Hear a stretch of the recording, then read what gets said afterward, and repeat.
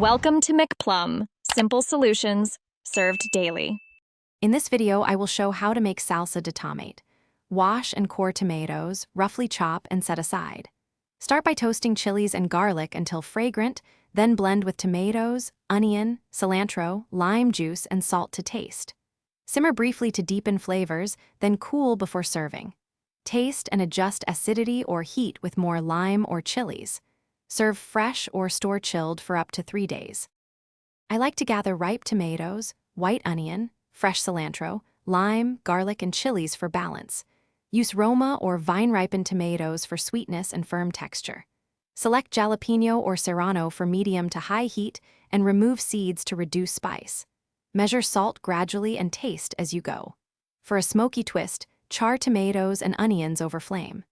Keep cilantro stems for flavor and always add lime. Start by pulsing ingredients for a chunky texture or blend longer for smooth salsa. Toast chilies and garlic before blending to add depth. Use a blender or food processor and pulse to control consistency, scraping sides as needed. Simmering the salsa for 5 to 10 minutes mellows raw edges and marries flavors. Cool slightly before serving to let flavors settle. Store airtight for up to 3 days and always taste before serving. Thanks for watching. Stay juicy and subscribe.